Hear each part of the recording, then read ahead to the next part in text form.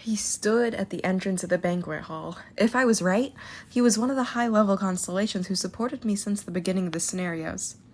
There was a mischievous look on the face, covered with white gold hair, one of the most powerful authorities who was imprisoned in the smallest prison of the world.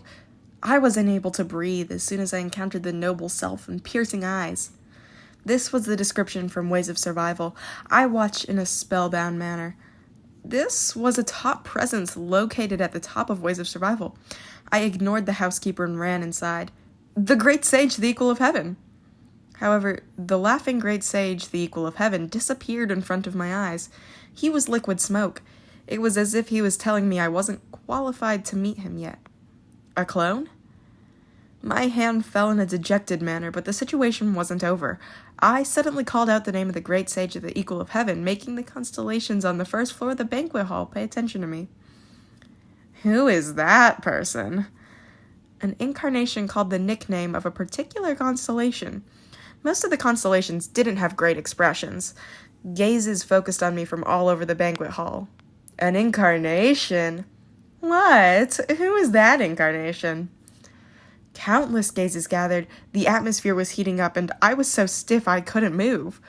My mind became blank, and I couldn't tell who was looking at me. I thought I could hold on after hearing the constellation's true voices. However, it was clearly the influence of the fourth wall. Just their gazes made me like this. Now I realized, I was the only existence in this banquet hall who wasn't a constellation.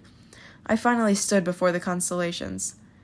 Now, please calm down. There was a mistake, so I will be taking this run for a bit. I heard a familiar voice, and somebody lifted my stiff body and moved it somewhere. As I left the banquet hall and entered the banquet, the hell was over and I barely managed to breathe. Why would you come here alone? I turned and saw a familiar figure floating in the air. Bihyung? Yes, it's me. The Queen of the Night said she would send you an envoy. Didn't they come with you? Why are you wandering alone in this place? Do you want to go to hell?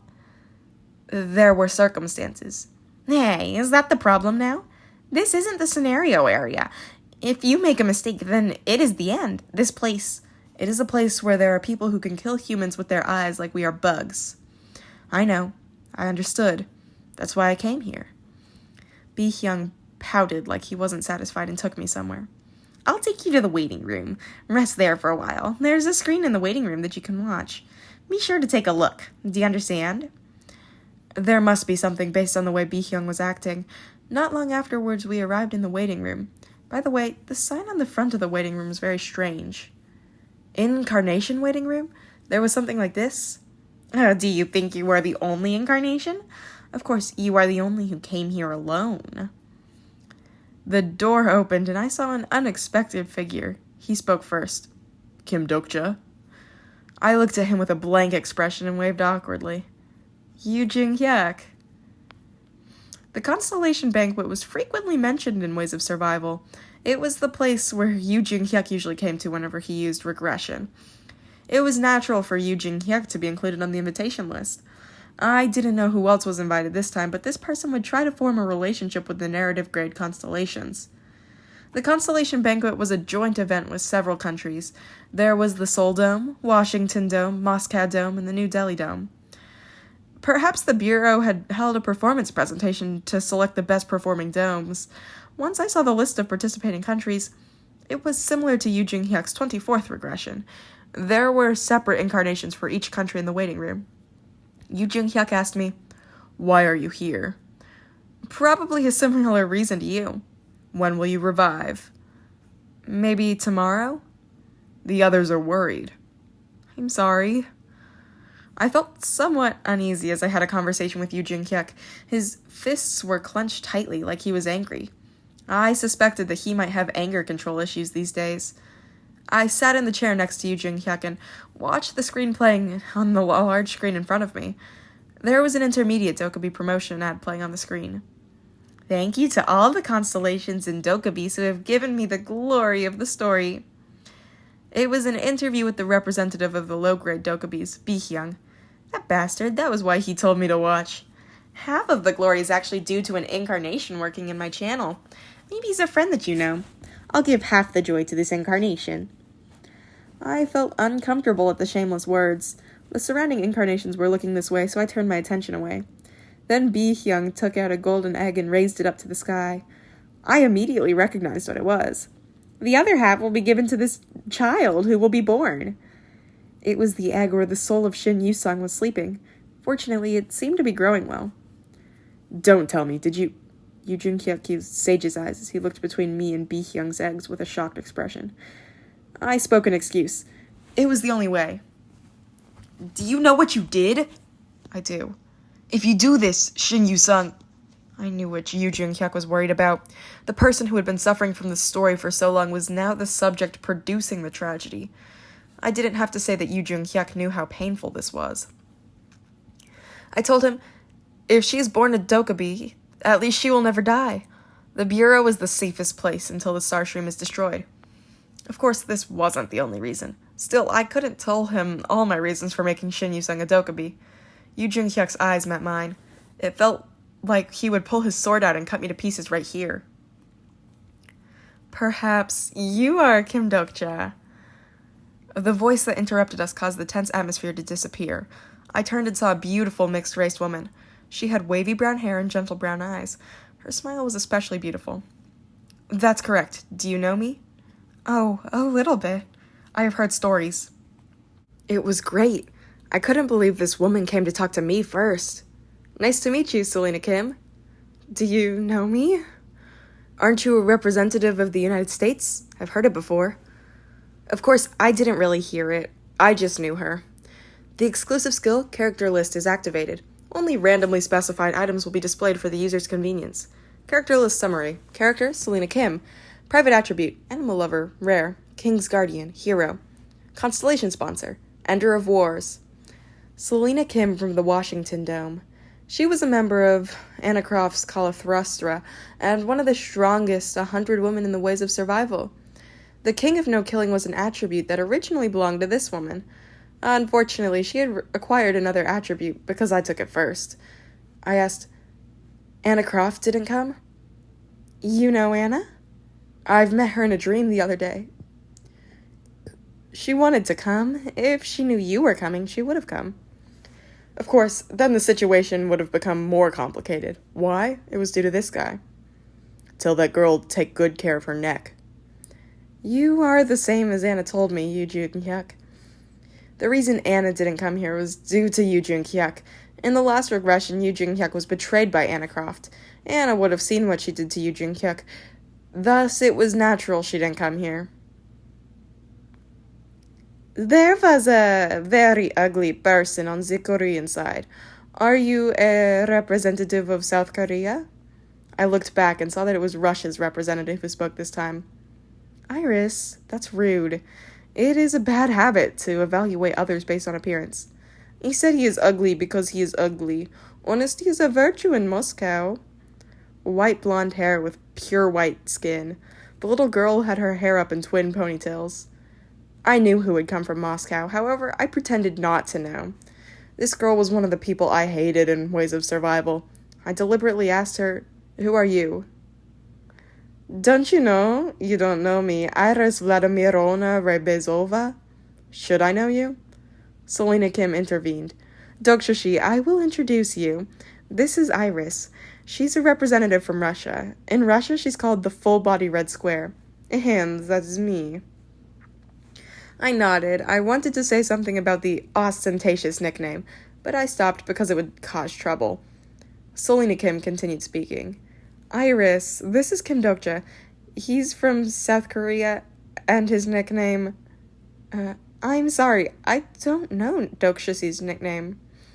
Then Yu Jun-hyuk opened his mouth. This nickname is... I hurriedly interrupted. I don't have a nickname yet. A ridiculing laugh emerged from Iris's mouth. A person came here without a nickname. I had one, but it was disgusting. I don't know why you are qualified to be here, but you better be good. As the Russia representative showed a fighting spirit, Yu Jun-hyuk moved forward. Perhaps she felt the huge strength of Yu Jun-hyuk. Iris took a half step back. Don't interfere. This is between me and that ugly guy. Despite Iris's warning, Yu Jun-hyuk kept staring at her. Well done. If you want to slap someone, then do it to Yu Jung-hyuk. In the end, Iris bit her lips and retreated. Well, I don't know what trivial upper-grade constellation brought you here to take their story, but let's just leave it. Take the story of an upper-grade constellation. This girl was somewhat cute.